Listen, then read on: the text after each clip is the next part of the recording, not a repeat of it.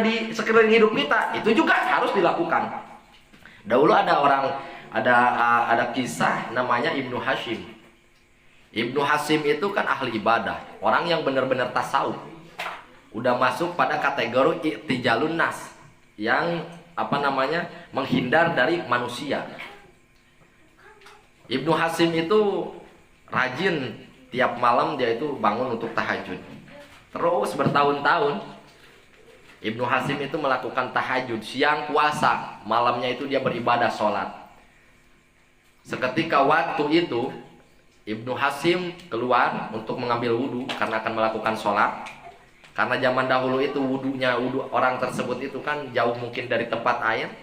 Nggak seperti kayak sekarang kan setiap rumah itu ada kamar mandinya, ada air di dalam. Kalau dulu itu kan rumah dan tempat air itu mungkin jauh. Lalu keluarlah Ibnu Hashim untuk mengambil air wudhu. Ternyata pas sampainya ke tempat air yang akan diambil untuk wudhu, ada sosok yang dimana saat itu duduk di atas bak air, maksudnya sumur. Lalu didekatilah oleh Ibnu Hashim, ditanya, "Man anta? Siapa kamu?" Maka langsung dijawab, "Ana malaikat." Saya malaikat. Oh, malaikat. Kagetlah Ibnu Hashim. Ternyata yang duduk di atas baknya itu adalah, di atas sumurnya itu adalah malaikat. Oh, jadi Anda malaikat. Lalu kemudian Ibnu Hashim bertanya kepada malaikat tersebut, "Wahai malaikat, apakah yang ada di tanganmu itu?" Ini adalah buku. Lalu kemudian Ibnu Hashim melanjutkan pertanyaannya, "Buku apakah?" "Ini buku catatan." "Kamu sedang apa di sini?" kata Ibnu Hashim. "Aku sedang mencari orang yang cinta kepada Allah. Aku sedang mencari orang yang pecinta Allah. Dan buku ini," kata malaikat, "catatan-catatan orang yang menjadi pecintanya Allah." Wah, Ibnu Hashim di situ senang karena dipikirnya, di hatinya itu pasti dirinya tercatat di dalam buku tersebut yang dibawa oleh malaikat. Lalu kemudian Ibnu Hashim bertanya, "Ya malaikat, coba tolong periksa. Jika itu memang buku catatan orang yang pecinta Allah, orang yang mendekatkan diri kepada Allah, orang yang beribadah kepada Allah, coba malaikat, apakah ada namaku tercantum di situ?" Kata malaikat, "Oke, saya akan lihat, dicoba." Ditempuan eta buku ke malaikat. Dimulai dari lembaran 1 hingga sampai lembaran terakhir, namanya Ibnu Hashim nggak tercatat di situ, nggak ada. Ibnu Hashim bin Anu itu tidak ada. Lalu kemudian malaikat menyampaikan kepada Ibnu Hashim, "Ya Ibnu Hashim, namamu itu dicari mulai daripada lembaran pertama sampai lembaran terakhir itu nggak ada." Ibnu Hashim kaget pertama, kaget, tapi kaget tidak terlalu kaget. Kagetnya, "Masya Allah, Ibnu Hashim piraku." Malaikat, kata Ibnu Hashim karena penasaran, "Ibnu Hashim, coba tolong cari sekali lagi dengan teliti. Aku mohon ya malaikat," kata Ibnu Hashim, "cari sekali lagi namaku dengan teliti, jangan sampai ada yang kelewat. Barangkali yang kelewat itu namaku. Coba tolong periksa yang jelas, periksa yang teliti." Maka malaikat itu memeriksanya satu persatu hingga sampai lebih lama daripada pemeriksaan pertama. Ditinggali lembaran kahiji, lembaran kedua, sampai lembaran terakhir, tetap saja nggak ada. Begitu dijelaskan oleh malaikat, "Ya Ibnu Hashim, namamu jelas tidak tercantum, jelas tidak ada. Mau dicari kemanapun di lembaran ini, namamu tidak tercantum." Langsung Ibnu Hashim tersungkur, ngagubrang, pingsan karena ngarana dina buku catatan orang yang menjadi pecinta Allah Subhanahu wa Ta'ala. Lalu kemudian Ibnu Hashim dibangunkan oleh malaikat. Ibnu Hashim nangis, sejadi-jadinya nangis, lalu bertanya lagi kepada malaikat, "Ya malaikat, apa dan kenapa alasannya namaku itu tidak ada di buku catatan? Padahal buku itu jelas-jelas engkau katakan bahwa buku itu catatan orang-orang yang mencari Allah, mencintai Allah, orang yang rindu kepada Allah. Padahal aku tiap hari bangun malam, siangnya puasa, udah ratusan tahun aku lakukan, tapi kenapa namaku tidak tercantum di buku itu?" Kata malaikat, "Ya Ibnu Hashim, bukan aku tidak tahu, bukan aku tidak paham, bukan aku tidak tahu bahwa engkau itu tiap hari malam bangun untuk sholat tahajud, siangnya puasa. Aku tahu, tetapi saat ketika aku mau mencatat namamu, Allah Subhanahu wa Ta'ala melarangku untuk mencatat namamu di buku ini. Engkau memang orang yang taat, engkau memang rajin malam ibadah, tahajud, siangnya puasa, tapi aku dilarang oleh Allah mencatatkan namamu sebagai pecinta Allah, dikarenakan alasannya kamu hanya mementingkan diri sendiri dan bersenang-senang atas dirimu sendiri. Orang lain kamu tidak pedulikan. Anakmu terlantar, tetanggamu terlantar, kamu orang lain ada maksiat padahal engkau tahu tidak, kamu beri nasihat. Orang yang di sekeliling kamu itu diantep, dibiarkan saja mereka tidak beribadah. Dengekeun. Orang yang ibadahnya sudah jelas-jelas akan diterima, mestinya satu langkah lagi diterima, tapi tidak masuk pada kategori orang yang mencintai Allah, tidak masuk kepada kategori hamba Allah, dikarenakan bukan tidak ibadah, bukan dikarenakan tidak bangun malam, bukan dikarenakan tidak puasa, dikarenakan membiarkan tetangganya kelaparan, apalagi anaknya itu tidak dididik agama, tidak dinasehati, tidak diarahkan kepada akhlak yang benar, jalur yang benar, ngurus diri sendiri ibadah, tidak diterima oleh Allah Subhanahu wa taala. Bejakeun tah ka para kolot-kolot maneh. Sampaikan kepada orang tua kalian sebaik-baiknya akhlak orang tua kalian, setaat-taatnya akhlak orang tua kalian, seibadah hebat-hebatnya orang tua kalian. Jika kalian tidak dimasukkan ke pesantren, tidak dididik dengan ilmu agama, maka amal ibadah orang tua kalian itu tidak akan diterima oleh Allah Subhanahu wa taala. Kenapa? Karena ibadah menghadap Allah, ibadah taat kepada Allah Subhanahu wa taala itu cukup di waktu-waktu yang ada ditentukan. Tetapi dibandingkan dengan ibadah tiap hari getol terus, sholat terus tuh keluar, anak dibiarkan maksiat, anak dibiarkan teu masantren, anak dibiarkan akhlakna goreng, indung jeung bapakna ngaji Quran di imah, indung jeung bapakna tengah peuting sholat tahajud, indung jeung bapakna ngaji Quran nepikeun ka masyaallah eta ngaji Qur'anna paseh, tajwidna bener, eta seakan-akan tunduk ke Allah Subhanahu wa taala, tapi anakna di luar dibonceng ku lalaki.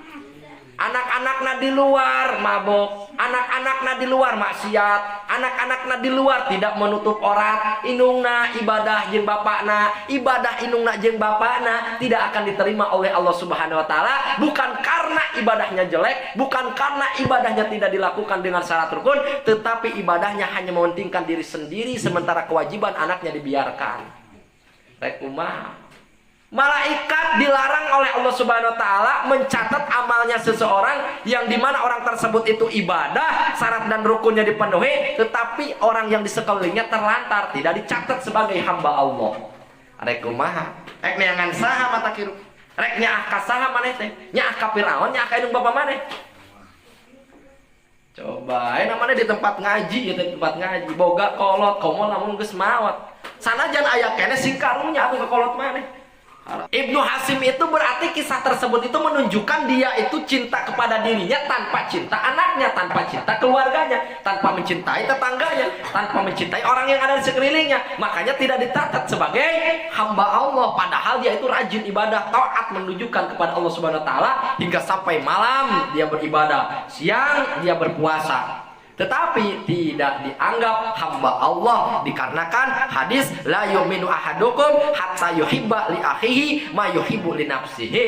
Cinta kepada diri sendiri, memedulikan diri sendiri, menyayangi diri sendiri sanajan melalui ibadah taat Allah Subhanahu wa taala, tapi seketika melantarkan anaknya, melantarkan istrinya, melantarkan tetangganya, anaknya bermaksiat dibiarkan, manehna taat, manehna maca Quran, manehna ibadah, tapi anakna gentayangan dibawa ku anak batur, maka tidak dianggap imannya sempurna alias tidak diakui sebagai hamba Allah.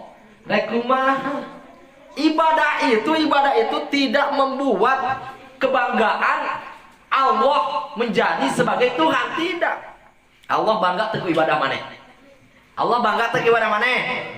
Allah untung teu ibadah maneh. Allah rugi teu ku maksiat urang. Allah mengeluh teu ku maksiat urang, moal ngaruntagkeun, moal nurunkeun kemuliaan, kegagahan, keagungan Allah sanajan urang maksiat. Saja jagat bumi jeung langit makhluk Allah kabeh aweun taatan maksiat kabeh moal nurunkeun kemuliaan Allah. Jadi ibadah urang kersanya keun urang we. Oleh karena itu, jika diperintahkan oleh Allah Subhanahu wa taala melalui Rasul, la yu'minu ahadukum, berimanlah kalian, sayangilah orang lain, sayangilah anak kita seperti menyayangi diri kita. Kalau orang lain bermaksiat, pasti dia itu dimasukkan ke neraka. Sama halnya dengan kita ketika maksiat, pasti dimasukkan ke neraka. Kalau diri kita dimasukkan oleh kita sendiri ke neraka, nyaah mual. Tega mual tega. Nah, intinya seperti itu. Jika sayang, jika beriman, orang lain bermaksiat, apalagi anak kita, berilah nasihat, didik akan ilmu agama. Karena tidak akan dianggap sebagai orang beriman jika ibadah kita tidak mempedulikan orang lain, apalagi anak dedekul maca Quran maneh anak sia gentayangan jadi kuntilanak kemudian nepikeun ka asup karena judul parabola. Allahu Akbar. Teu mustahil awewe gentayangan. Cenah urang mah teu gentayangan da beurang loba aya mah kunti nu ulin ti beurang. Jurig baheula eta mah nu ti penting mah jurig baheula, jurig aya mah justru loba ti beurang. Oh babari aya mah marake ngaran jurig teh. Oh, jurig kan kalau bahaya ngarana. Baheula setan jurig teh gentayanganna peuting. Ayeuna mah zaman modern ayeuna jurig setan teh gentayanganna beurang nen. Setan dandi aya.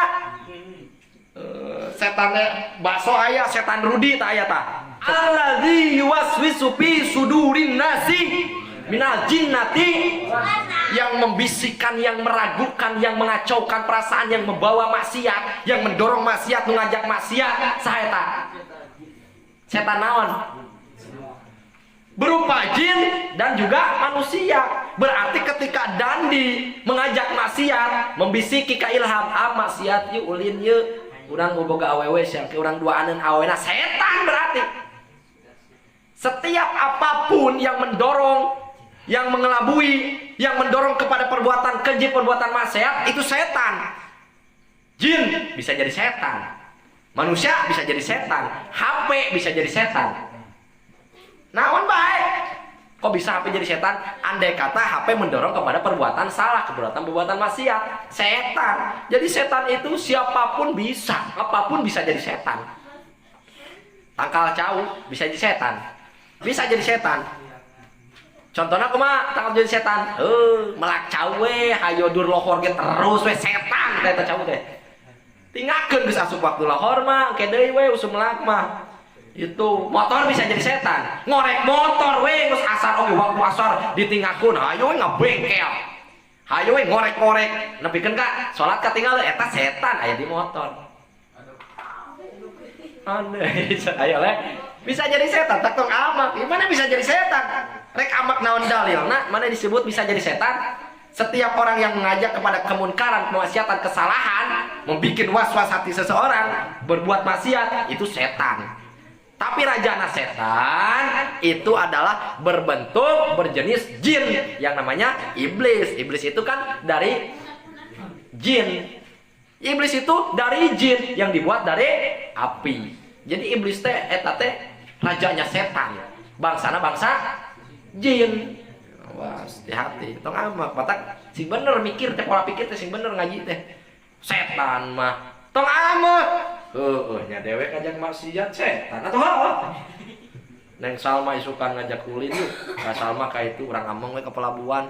Mungkin ditepangkeun jeung rencangan Salma, saha si Boy. Tadi si Ale, tadi si Joni. Setan tong amak, make kudu amak. Eta kan mau kana maksiat, ngadorong ka maksiat, meragukan hati seseorang. Kuduna iman, kuduna yakin eta teh doraka, kudu yakin eta teh bakal dilaknat ku Allah. Diganggu we tah. Setan hukum. Setan. Kade mana bisa jadi setan sih?